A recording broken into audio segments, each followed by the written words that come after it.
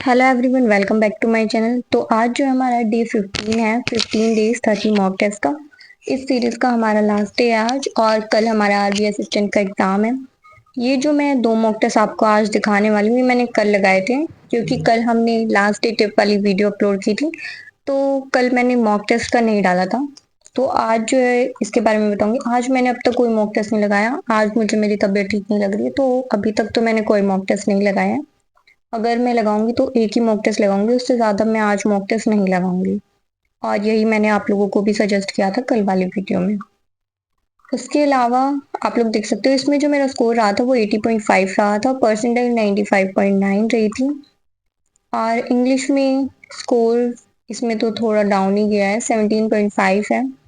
रोंग काफी हुई है। क्वांट्स में ठीक है, 32 है। बट एग्जाम में हमें 35 आउट ऑफ 35 का टारगेट ही अचीव करना है अपना, क्योंकि कट ऑफ वहाँ पे लेवल इजी रहेगा और कट ऑफ हाई जाएगी।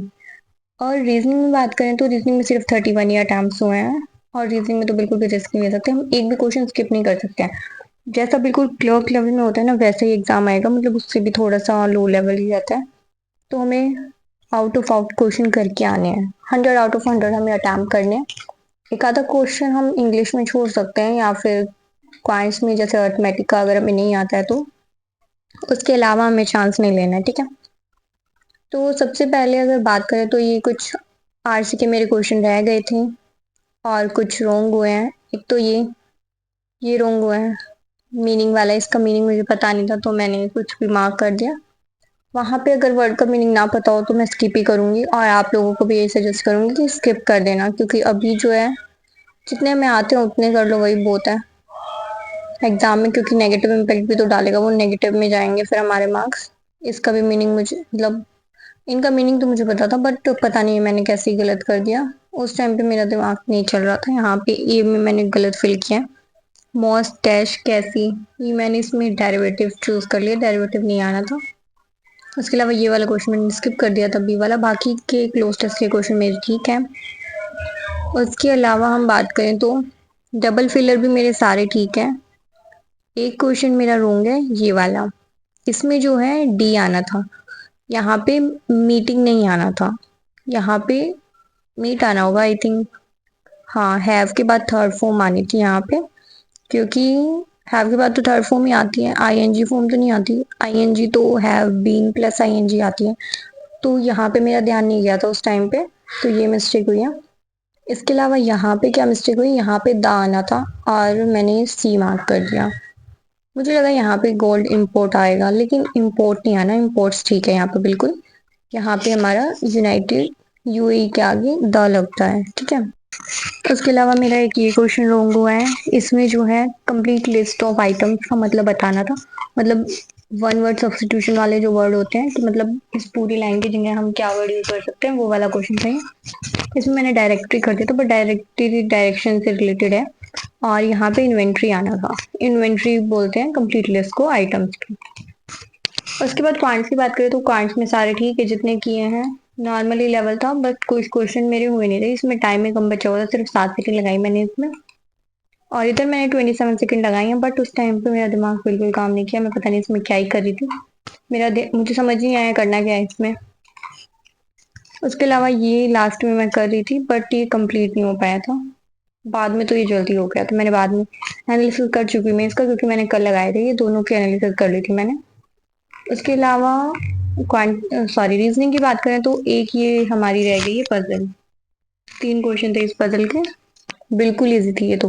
ये मैंने बाद में की ना, बहुत जल्दी बन गई थी, क्योंकि सारे हिंट सब कुछ दे ही रखा था इसमें। लेकिन टाइम नहीं बचा हुआ था, तो इसलिए इसको मैं उस टाइम पे नहीं कर पाई। उसके अलावा इस क्वेश्चन में मैंने काफी टाइम लगाया, लास्ट में मैं यही करी थी और मेरा पूरा बन भी गया था। मैंने काउंट भी कर लिए थे और मेरे 4 आ गए थे। मैं मार्क करने जाती उससे पहले टाइम अप हो गया था और ये सबमिट हो गया था अपने आप। एक तो ये वर्ड इतना बड़ा दे रखा है, तो इसको पहले लिखा, फिर सीरीज में लिखा, उसमें इतना टाइम लग गया। तो ये बस हो जाता है ये तो, बट टाइम अप हो गया, मार्क नहीं कर पाई मतलब बस। उसके अलावा ये 17 वाला लगाया था। इसमें स्कोर की बात करें तो 85.25 रहा है। और परसेंटाइल की बात करें तो 95.2 परसेंटाइल रही है। इंग्लिश में इसमें ठीक है, 3 क्वेश्चन रॉन्ग हुए हैं फिर भी, बट बाकी से ठीक है। क्वांट्स की बात करें तो क्वांट्स में भी 3 रोंग हो गए, पता नहीं मैं क्या ही कर रही थी। एक तो टाइम पे नहीं लगा रही थी मैं, मतलब ये मैंने शाम को लगाया था, तो शाम को तो क्या ही, शाम को मेरी आदत नहीं लगाने की, मेरी आदत है मैं सुबह ही लगाती हूँ मॉक टेस्ट 10 से 12 के बीच में। तो मेरा ऐसा ही मूड था लगाने का, बट एग्जाम सिर पे है तो इसलिए मैंने सोचा लगा ही लेती हूँ 2 मॉक टेस्ट। इंग्लिश की बात करें तो 3 क्वेश्चन रॉन्ग हुए हैं, और वो भी एक 2 क्वेश्चन तो पैराजंबल में रॉन्ग हुए हैं। इसका मैंने ए और बी मतलब उल्टा ले लिया, जो फर्स्ट और सेकंड सेंटेंस था वो मैंने आगे पीछे ले लिया। इसमें देख सकते हो ये सेकंड वाला रॉन्ग हुआ है और ये फर्स्ट वाला रॉन्ग हुआ है। मैंने जो है फर्स्ट इसको लिया था, मैंने इसको लिया था फर्स्ट। मुझे लगा कि एशिया की बात चल रही है तो उसके बाद साउथ एशिया की बात होगी, लेकिन पहले रिसेंट स्टडी के बारे में बताना था, उसके बाद हमें यहाँ से स्टार्ट करना था, मतलब पहले ए आना था फिर बी आना था, पहले आना था फिर सी आना था, लेकिन मैंने पहले सी ले लिया फिर ए ले लिया, तो मेरी ये मिस्टेक हुई है। उसके अलावा एक ये क्वेश्चन रॉन्ग हुआ है, इसमें जो है मैंने ध्यान नहीं दिया, यहाँ पे स्टूडेंट दे रखा है, मतलब यहाँ पे सिंगुलर फॉर्म दे रखी है और यहाँ पे दियर लिख रखा है, तो यहाँ पे हमारा स्टूडेंट्स आना था, तो ये मिस्टेक हुई है। क्वांट्स की बात करें तो क्वांट्स में मेरा 3 क्वेश्चन रॉन्ग हुआ है। एक तो इसकी मुझे सीरीज समझ नहीं आई, बाद में ध्यान दिया, मतलब बाद में आंसर देखा तब देखा इतना इजी सीरीज थी। इसमें 13 के स्क्वायर में से -1 है, फिर 17 के, फिर 19 के, मतलब प्राइम नंबर के जो स्क्वायर है उसमें से -1 करना था, बिल्कुल सिंपल थी।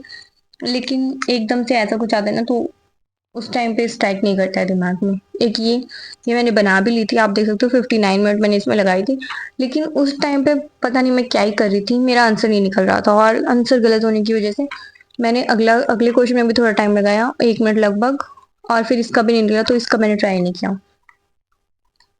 उसके अलावा ये वाला मैं ट्राई नहीं कर पाई थी, मैं ये लास्ट में देख रही थी बस, तो एक ये तो रह ही गया था। उसके अलावा जो रोंग हुआ है ये पता नहीं मैंने कैसे, हाँ ये मैंने पता है कैसे रोंग किया। इसमें अंकुर और ललित की इन्वेस्टमेंट दे रखी है एक्स और एक्स प्लस 10,000। ललित की मैंने एक्स की वैल्यू निकाल ली थी 10,000, मुझे लगा ललित की ही एक्स दे रखी है, तो मैंने सीधा 10,000 पे क्लिक कर दिया। मैंने ये ध्यान नहीं दिया कि ललित की एक्स प्लस 10,000 है तो वो 20 हो जाती, तो यहाँ पे तो ये मिस्टेक हुई है, हमें अच्छे से देखना होता है कि क्या दे रखा है। और इसमें तो मैं निकालती थी, ये वाला क्वेश्चन मैंने बिल्कुल लास्ट में अटेम्प्ट किया था, इसमें मेरा आ गया था क्योंकि यहाँ पे जो है 8 दे रखा है, और अगर इनमें देखें डिफरेंस प्लस वगैरह करके तो यहाँ पे 4 आती, जो स्ट्रीम की जो वैल्यू आ रही है यहाँ पे, अगर मैं इन दोनों में से माइनस कर दूँ तो 2 आएगी, फिर 2/1 हो जाएगी। इस हिसाब से बोट की दे रखी है इन्होंने 8 मतलब दोनों को प्लस करूंगी, 5 और 3 8 हो जाते हैं, मतलब 8 की वैल्यू ही 8 है, तो यहाँ पे सीधा माइनस करना था, मतलब 2 आ जाता, लेकिन बाद में मैंने ध्यान दिया कि 2 आना है। पहले मैं क्या कर रही थी, इन दोनों में से माइनस किया 2/1, मतलब 2/2 करते हैं ना, वैसे नॉर्मली हमारा यही होता है, तो 1 आ गया, तो फिर पहले मैंने 1 पे क्लिक कर दिया, उसके बाद देखा यहाँ पे तो बोट की वैल्यू सीधा 8 ही दे रखी है, बोट की जो स्पीड है उसकी, तो यहाँ पे भी सीधा 2 या नीचे, फिर मैं इस पे क्लिक करने जा रही थी और मैंने क्लिक किया भी था बट वो क्लिक हुआ नहीं। ये पता नहीं, मेरे साथ ऐसे केस बहुत ज्यादा बनते हैं मॉक टेस्ट में, मोस्टली एग्जाम में तो ऐसा कम ही होता है। अच्छी बात है जो ना मॉक टेस्ट में वो लोग, ताकि एग्जाम में हम सही से परफॉर्म कर पाए। उसके अलावा यहाँ पे क्या हुआ है, यहाँ पे मैंने पता नहीं कैसे मिस्टेक कर दी, यहाँ पे दोनों वैल्यू प्लस की आनी थी और इधर दोनों एक प्लस की एक माइनस की आनी थी, लेकिन यहाँ पे 2 और 1 ही आती, और इधर जो है हमारी 9 और 2 आई हुई है, तो मतलब 2 तो दोनों एक से बड़ी है और एक से इक्वल ही होगी, अगर 2 पॉजिटिव का है तो भी ठीक है, तो हमारा x ग्रेटर देन y है ना, तो मैंने पता नहीं कैसे, कारण उस टाइम पे पता नहीं मैं क्या ही करती हूँ, मैं मॉक लगा रही होती तब मेरा दिमाग कौन से देश में होता है समझ ही नहीं आता, इतनी मिस्टेक्स कर कैसे देती हूँ मैं। एक ये वाला क्वेश्चन मेरा रॉन्ग हुआ है, इसमें तो पता नहीं मैंने क्या ही किया, इसमें साफ साफ नजर आ रहा है कि जो बैकपैक्स हैं वो सूट है, मतलब कुछ बैकपैक सूट है और कुछ सूट्स जो है आइटम है और कुछ नहीं है, तो इसका मतलब क्वेश्चन में इन्होंने कंक्लूजन में बोल रखा है कि कुछ बैक पेन्स आइटम्स हैं, कुछ हैं और एक तो सारे हैं। मेरे दिमाग में वो चीज आ गई कि some plus some not, some plus all not, all plus some not, वो वाला केस मुझे लगा आइदर ऑल वाला हो सकता है, लेकिन मैंने ये तो देखा ही नहीं, कहीं भी नोट वाली चीज तो इसमें है ही नहीं। मैंने सिर्फ ये देखा दोनों सेम आइटम दे रखे हैं, सम ऑल ऐसी ऐसी बातें हो रही हैं, तो मैंने आइदर और पे क्लिक कर दिया, लेकिन मैंने ये नहीं देखा कि नोट की तो कोई बात ही नहीं हो रही, दोनों में होने की पॉसिबिलिटी दिखा रहा है। मतलब कुछ है और सारे हैं, कुछ है और सारे हैं का कोई मतलब नहीं बनता। आइदर और का मीनिंग नहीं बनेगा। अगर दोनों में से कहीं भी नोट आया होता तो आइदर और बनता। ये चीज मुझे बाद में समझ में आई है, तब मैंने ग्रुप में ये क्वेश्चन सेंड किया और पूछा, तब मुझे समझ आई है। पहले तो मैं पता नहीं क्या ही सोच रही थी।